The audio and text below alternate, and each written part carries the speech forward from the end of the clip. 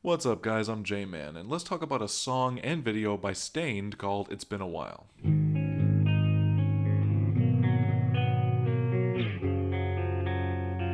Lead singer Aaron Lewis wrote this in the early to mid-90s, and he would play it at gigs where he would mostly do covers of other songs and play this as an in-betweener, in which, as he said, people would take a break from listening until he would do more covers.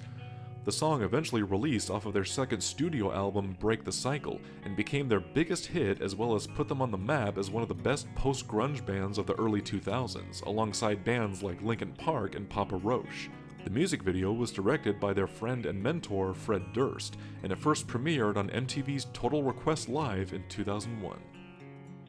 Now first of all, full disclosure, I do not claim to know the actual meaning of the song and video. This is just how I interpret it through studying of the original artist's intention and the way the video is presented. Take it for what you will.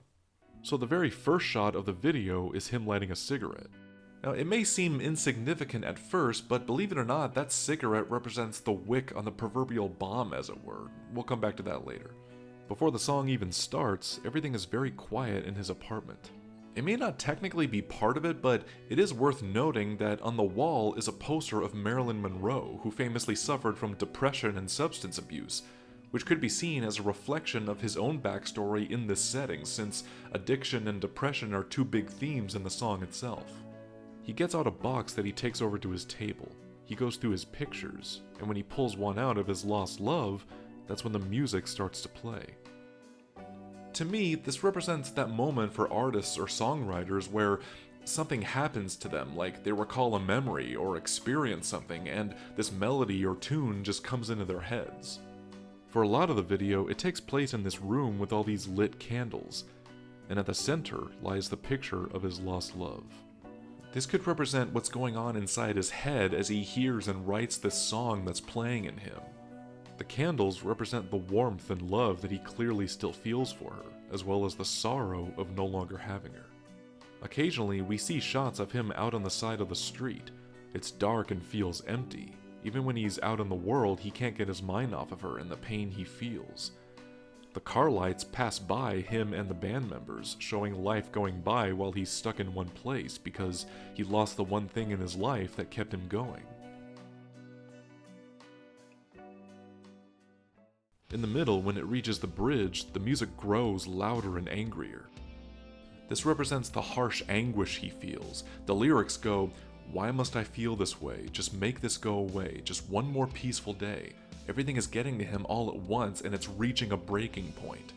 However, the music calms when he rinses his face, showing the cleansing of it, so to speak. Then he starts to recall happy memories of her, watching her sleep and caressing her while candles light up her face. He rests on the floor, content with her memory, but unfortunately the wick is burning shorter. It eventually falls over and starts to explode. Memories of her are lost forever, and his whole world literally goes up in flames. Maybe you could make the allegory that this represents someone taking their own life out of heartbreak, but it wouldn't go that far. To me, this represents him fucking up in the relationship and his whole world crashing and burning. A lot of people have made mistakes in their own lives that have just made them want to wallow in their own regret, and they don't know what to do with themselves. They wish for happier days to come back and for better days to come. Or they hold on to sorrow until sorrow literally destroys their whole world. Overall, this song and video could be viewed as just another depressing lost love theme, but it's also a beautiful love song about confessing your sins and profusely apologizing for them.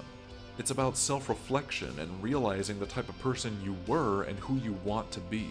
It's about trying to make everything okay again and changing yourself for the better.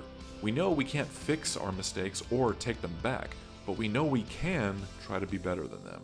So that was my take on It's Been a While. How do you guys interpret this song? And also, what are some recommendations that you might have? Whatever it is, don't be shy, leave a reply. Also, be sure to follow me on Facebook, Twitter, and please support me on Patreon. All links are down below in the description. And if you like this video, don't forget to like, comment, and subscribe to the J-Man. Keep looking deep.